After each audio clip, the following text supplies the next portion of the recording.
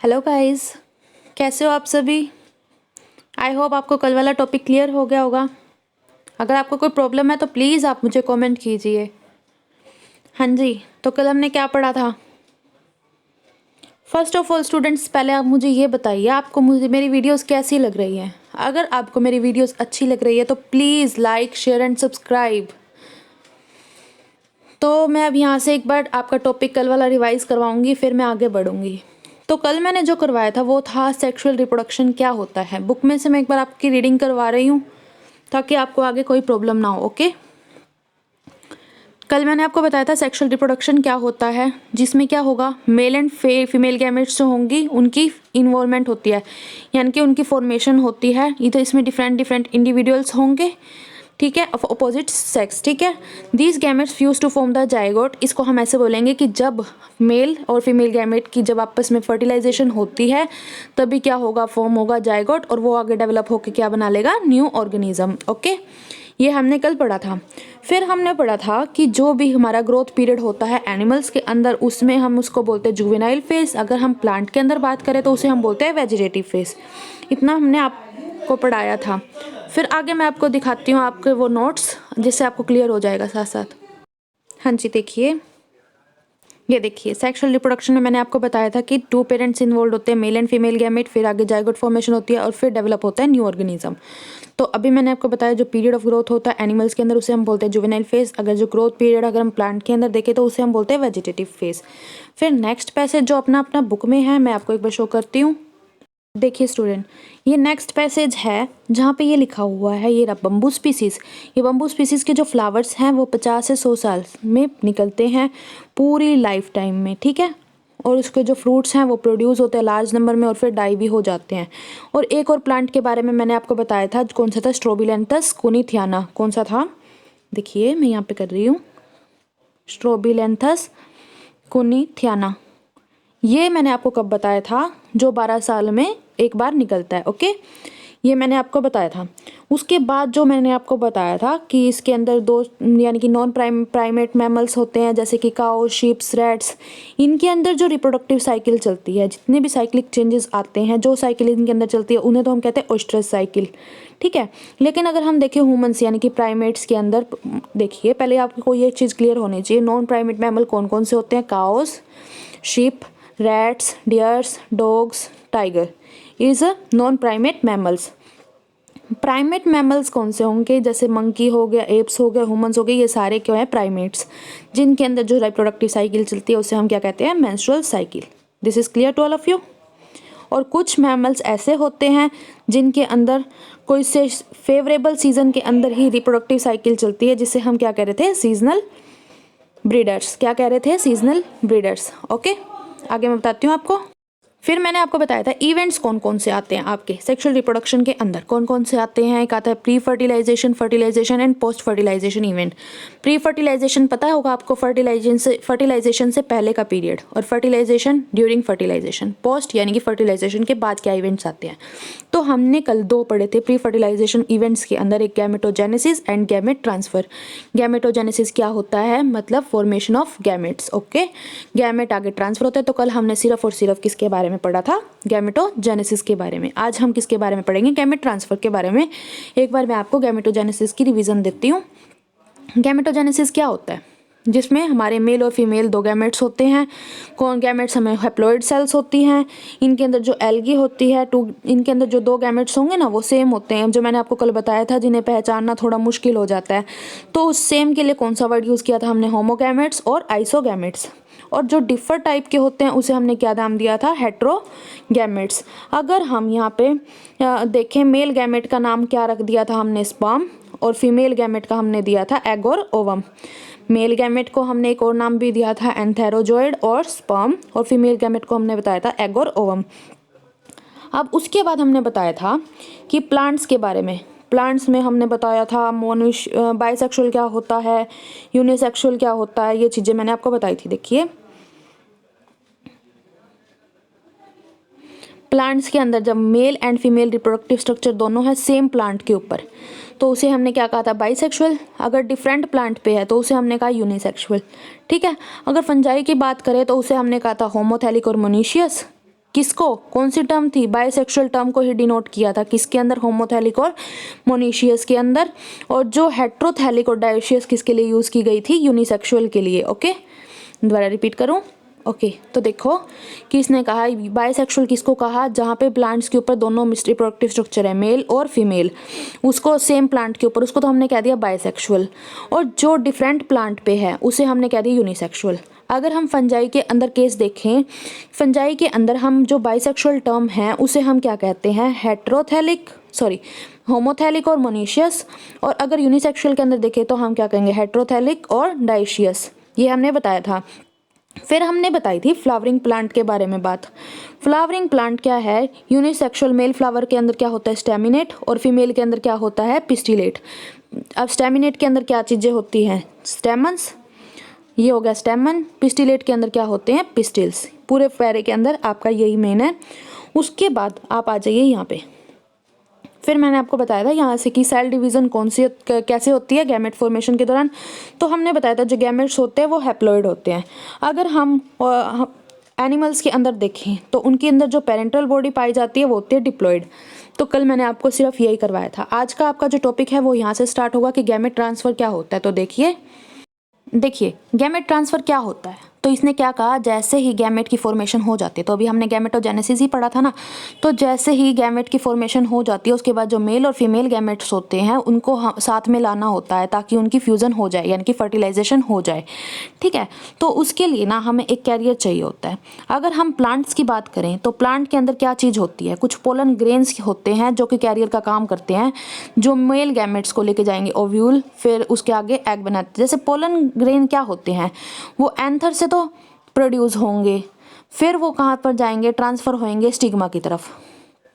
देखिए प्लांट है, लगाओ, ये प्लांट है और ये दूसरा प्लांट है। तो यहाँ पे जो इसका प्लांट का एंथर पार्ट है वो कहाँ पर जाएगा, दूसरे की स्टिग्मा के पास। ये कौन लेके जाएगा, इसके अंदर जो कैरियर का काम करेंगे वो कौन करेंगे, पोलन ग्रेन। कौन करेंगे, पोलन ग्रेन काम करेंगे गैमेट ट्रांसफर में। किसके अंदर, प्लांट्स के अंदर।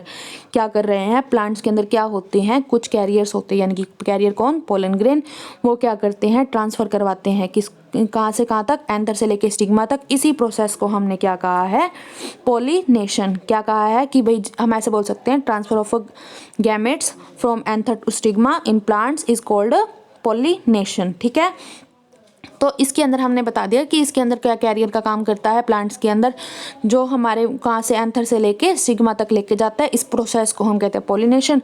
ऐसे ही अगर हम ऑर्गेनिक इसके एनिमल्स के अंदर देखें तो उसके अंदर क्या होता है, एक ही बात ये याद रख लेना कि स्पर्म जो होते हैं वो मोटाइल होते हैं, लेकिन जो फीमेल गैमेट होता है वो नॉन मोटाइल होता है। ठीक है, देखिए तो ऑर्गेनिज्म के अंदर क्या होता है, जो स्पर्म होंगे वो मोटाइल होते हैं, वो ओवम में जाएंगे, देन वो कहाँ पर जाकर टेक प्लेस करेंगे, फॉलोपियन ट्यूब में जाएंगे और वहीं पे उनकी क्या होती है, फर्टिलाइजेशन स्टार्ट होती है। ठीक है, इतना आपको समझ में आ गया गैमेट ट्रांसफर का। नेक्स्ट आपका आता है फर्टिलाइजेशन क्या होता है। तो मैं आप देखिए, इसने कहा फर्टिलाइजेशन में क्या है, जो फर्टिलाइजेशन है वही इनके अंदर एक most vital event, vital mean important event है किसका, सेक्सुअल रिप्रोडक्शन का। परहैप्स द फ्यूजन, इसमें क्या होता है, फ्यूजन होता है गैमेट्स का। मैंने आपको पहले भी बताया, जब मेल गैमेट और फीमेल गैमेट आपस में जब फ्यूज होते हैं उसी प्रोसेस को ही हम क्या कहते हैं, फर्टिलाइजेशन। जैसे ही फर्टिलाइजेशन टेक प्लेस करेगी, फर्टिलाइजेशन कहाँ टेक प्लेस करती है, फ्लोपियन ट्यूब के अंदर। ठीक है, फीमेल रिप्रोडक्टिव सिस्टम आपने पढ़ा होगा, उसकी जो फ्लोपियन ट्यूब होती है वहाँ पे फर्टिलाइजेशन टेक प्लेस करती है।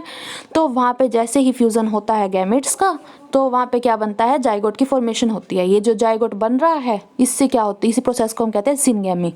ठीक है, आपको फर्टिलाइजेशन की डेफिनेशन समझ आ गई कि मोस्ट वाइटल इवेंट है जो कि रिप्रोडक्शन के अंदर, जिसमें क्या होता है, फ्यूजन होता है गैमेट्स का और फर्टिलाइजेशन टेक प्लेस कहाँ पे होती है, फ्लोपियन ट्यूब के अंदर होती है। और आगे क्या बनता है, डिप्लॉयड जाइगोट, जाइगोट बनता है और इस प्रोसेस को हमने क्या कहा है, सिनगैमी कहा है। ठीक है, फर्टिलाइजेशन आपको इतना समझ में आ गया। फिर इसने एक ये बात कही है कि कुछ जैसे लिजार्ड्स लगा लो, हनी बीज लगा लो, कुछ ऐसी फीमेल, इनके अंदर जो फीमेल गैमेट्स होते हैं ना, वो क्या करते हैं, उनको किसी भी फर्टिलाइजेशन की जरूरत नहीं पड़ती और आगे न्यू ऑर्गेनिजम्स डेवलप कर देती है, यानी कि फॉर्म कर देती हैं। इस फिनोमिना को इसने क्या कहा है, क्या कहा है, पार्थिनोजेनेसिस। क्या कहा है, पार्थिनोजेनेसिस। देखिए फर्टिलाइजेशन की डेफिनेशन में इसने बताया कि सेक्सुअल रिप्रोडक्शन का ये मोस्ट वाइटल इवेंट है जिसमें क्या होता है, फ्यूजन होती है गैमेट्स की, और ये मोस्ट मोस्ट इंपॉर्टेंट क्वेश्चन है, कॉम्पिटिटिव एग्जाम में भी पूछा जाता है कि फर्टिलाइजेशन टेक प्लेस कहाँ करती है, फ्लोपियन ट्यूब के अंदर। और जैसे ही देखिए ये आपका क्वेश्चन था कि कहाँ पे टेक प्लेस करती है, तो आपको ये याद रखना है फ्लोपियन ट्यूब के अंदर टेक प्लेस करती है, ठीक है। फिर अब क्या कहता है, जैसे फर्टिलाइजेशन टेक प्लेस होती है तो हमारा क्या होता है, डिप्लॉयड जायगोट फॉर्म होता है, और इस प्रोसेस को हमने कहा सिनगेमी, ठीक है।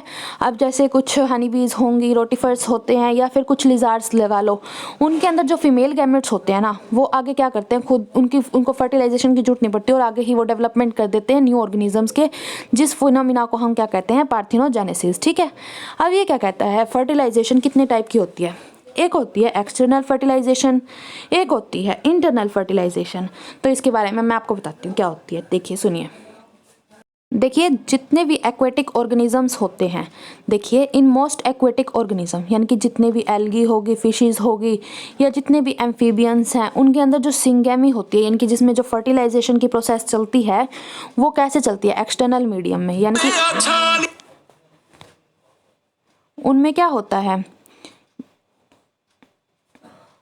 देखिए इसने क्या कहा कि जो भी हमारे एक्वेटिक ऑर्गेनिजम्स होते हैं जैसे कि एल्गी और फिशेस होंगी, या फिर जितने भी एम्फीबियंस हैं, उनको एक मीडियम चाहिए होता है, एक्सटर्नल मीडियम होता है उनका वाटर, जहाँ पे उनकी फर्टिलाइजेशन टेक प्लेस होती है। तो जो बाहर की तरफ जो एक्सटर्नल मीडियम में हो रही है फर्टिलाइजेशन, आउटसाइड द बॉडी, हम ऐसे कह सकते हैं, आउटसाइड द बॉडी जो हो रही है ऑर्गेनिज्म के, उसे हम क्या कहते हैं, एक्सटर्नल फर्टिलाइजेशन, ठीक है।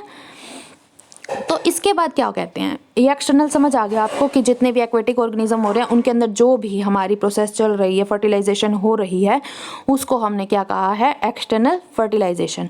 अब कहता है जितने भी ह्यूमन बींग्स के अंदर ये सिनगेमी चलती है उसको हम कहते हैं इंटरनल फर्टिलाइजेशन। ये आपको समझ में आ गया। ये कहता है, अब ये क्वेश्चन आपके लिए उठता है कि इंटरनल फर्टिलाइजेशन बेटर होती है या फिर एक्सटर्नल फर्टिलाइजेशन बेटर होती है। तो प्रेफर किया जाता है हमेशा इंटरनल फर्टिलाइजेशन को। क्यों हम इंटरनल फर्टिलाइजेशन को ज़्यादा प्रेफर करते हैं as compare to external fertilization. तो ये क्या कहता है, ऐसा इसलिए होता है कि जितने भी जैसे अब ये जो वाटर में रहते हैं ना, तो उनको खतरा होता है। ये क्या कहते हैं कि ये जो भी हमारे वाटर के अंदर रहते हैं ना, उनके अंदर मेजर डिसएडवांटेज क्या होती है ऑफ स्प्रिंग के लिए, कि उनके साथ ज़्यादा वल्नरेबल है प्रीडेटर्स की। कोई जैसे अब कह सकते हैं हम, कोई लगा लो जानवर आ गया, उससे किसी को खतरा हो सकता है, या कोई भी बाहर का जो ऑब्जेक्ट है उसे जो हार्म कर सकता है, तो उसके सर्वाइवल पे जो उसके इफेक्ट डालेगा एडल्टहुड के ऊपर, जिसके उसकी जान के ऊपर खतरा आ जाता है, तो वो बहुत ज़्यादा मुश्किल हो जाती है। तो इंटरनल फर्टिलाइजेशन में क्या होता है, जो मदर होती है वो अपने वोम के अंदर बच्चे को सेफ करके रखती है, उससे उसको कोई ज़्यादा खतरा नहीं होता है, इसलिए हम हमेशा इंटरनल फर्टिलाइजेशन को प्रेफर करते हैं as compare to external fertilization. इतना आपको क्लियर हो गया। अगर आपको कोई डाउट है तो प्लीज़ आप मुझे कमेंट करके पूछिए, मैं आपके डाउट को क्लियर करूँगी। आगे देखिए, this is your last topic, post fertilization event. Post fertilization event में क्या होता है कि पहले तो हमारा जायगोट बनेगा, फिर एम्ब्रियोजेनेसिस होगी। जायगोट में क्या होता है, सबसे पहले डिप्लॉयड जायगोट की फॉर्मेशन होती है। सभी सेक्सुअली रिप्रोड्यूसिंग ऑर्गेनिज्म के अंदर ऐसा ही होता है कि सबसे पहले डिप्लॉयड जायगोट की फॉर्मेशन होगी, ठीक है। अगर हम देखें एक्सटर्नल फर्टिलाइजेशन में, जायगोट जो होगा वो कहाँ पर फॉर्म करेगा, एक्सटर्नल मीडियम में यानी कि वाटर के अंदर। व बाकी जो इंटरनल फर्टिलाइजेशन है तो उसमें जायगोट जो फॉर्म कहाँ होता है, ये मैंने आपको पहले बताया, inside the body of organism.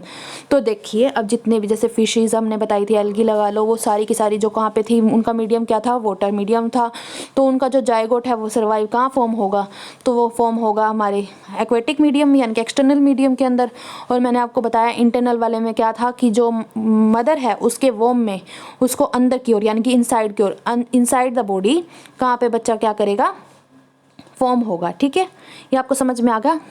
आगे देखिए, तो इस पूरे पैरे के अंदर आगे भी यही बता रखा है कि फर्दर जो डेवलपमेंट होगी जायगोट की, जो भी फर्दर डेवलपमेंट है जायगोट की, वो डिपेंड करता है कि किस तरह की लाइफ साइकिल चल रही है ऑर्गेनिज्म की। तो ये भी देखा जाता है वो किसके एक्सपोज में आ रहा है, उसका एनवायरनमेंट कैसा है, यानी कि जो एल्गी है, फंगाई है, वो किस एनवायरनमेंट से बिलोंग कर रहे हैं। अगर उनका एक्सटर्नल एनवायरनमेंट है तो उनके खतरा भी होता है कि वो किसी भी टाइप के डैमेज से उनको जो थ्रेटनिंग हो जाती है एक्सटर्नल एनवायरनमेंट के अंदर। जो एक्वेटिक ऑर्गेनिज्म है उनको बहुत ज़्यादा थ्रेटनिंग हो जाती है। तो पूरे इसके अंदर यही है कि जायगोट क्या है, जायगोट के अंदर फॉर्मेशन होती है डिप्लॉइड जायगोट की, यानी कि इसमें एक्सटर्नल फर्टिलाइजेशन वाला बता दिया कि जो एक्सटर्नल मीडियम के अंदर जायगोट बनेगा, और जो इंटरनल ऑर्गन वो है फर्टिलाइजेशन होगी उसके अंदर जो जायगोट बनेगा वो इनसाइड द बॉडी बनेगा। और एम्ब्रियोजेनेसिस क्या होता है, वो उस प्रोसेस को कहते हैं जिसमें हमारे एम्ब्रियो की डेवलपमेंट होती है। यानी कि पहले जायगोट है, जायगोट से हमारा क्या बनेगा, एम्ब्रियो, यानी कि डेवलपमेंट ही होगी ना। जायगोट से हमारा एम्ब्रियो बन रहा है, इसी कंडीशन को हमने क्या कहा है, एम्ब्रियोजेनेसिस। तो आपके अगर क्वेश्चन आ जाए एम्ब्रियोजेनेसिस क्या होता है तो क्या कहोगे, it is the process of development of embryo from the zygote is called embryogenesis. अब एम्ब्रियोजेनेसिस के टाइम पे क्या होगा, यानी कि जब जायगोट से एम्ब्रियो बनता है तो कुछ सेल डिवीज़न होती है, जैसे माइटोसिस होती है, और कुछ सेल डिफ्रेंशिएशन होती है। यानी कि जब भी सेल डिवीज़न होएगी तो हमारे जो नंबर ऑफ सेल्स हैं वो डेवलपिंग एम्ब्रियो में बढ़ते चले जाएंगे, और सेल डिफ्रेंशिएशन भी बढ़ेगा। तो उसके करके क्या होगा, कुछ ना कुछ मॉडिफिकेशंस आएंगी हमारे टिश्यूज़ और ऑर्गन्स में, ताकि वो उसको ऑर्गेनिज्म बनाने में हेल्प करे। ये तो आपको पता होगा कि जायगोट से एम्ब्रियो, एम्ब्रियो से ऑर्गेनिज्म, ऑर्गेनिज्म से फिर ऑर्गेनिज्म सिस्टम, पूरा का पूरा सिस्टम बनता है। तो इसने यही कहा है कि सबसे पहले हमारा जायगोट से एम्ब्रियो बनेगा, उसकी डेवलपमेंट होएगी एम्ब्रियो के अंदर, जो एम्ब्रियोजेनेसिस के टाइम पे फिर उसकी सेल डिवीज़न और सेल डिफ्रेंशिएशन होएगी। जैसे ही सेल डिवीज़न होएगी तो उसके नंबर ऑफ सेल्स बढ़ेंगे डेवलपिंग एम्ब्रियो के अंदर। एंड सेल डिफ्रेंशिएशन क्या करता है, वो सेल्स, जो भी ग्रुप ऑफ सेल्स हैं उनके अंदर कुछ मॉडिफिकेशंस लाता है ताकि टिश्यू से ऑर्गन्स बने, ऑर्गन से ऑर्गेनिजम्स बने। ठीक है, तो ये था हमारा आज का टॉपिक। अगर ये आपका पूरा चैप्टर हो चुका है, अगर आपको कोई भी प्रॉब्लम है तो please comment me, I will surely you to solve your problem in a simple language and in easy language. अब आप एक बार देखिए, ये भी आपका रहा है, एनिमल्स जो हैं उनके अंदर दो टाइप की कैटेगरीज हैं, oviparous and viviparous, based on the whether the development of a zygote. ये देखिए, ये वाला भी आपका एक पैरा रहता है। ये मैं आपको कल नेक्स्ट लेक्चर में आपको एनसीईआरटी के क्वेश्चंस के साथ क्लियर करूँगी। तो आपके नेक्स्ट लेक्चर के अंदर डिस्कस होंगे NCERT questions with this passage. Okay, if you have any problem please comment मी। अगर आपको वीडियो पसंद है तो please like, share and subscribe. Thank you so much.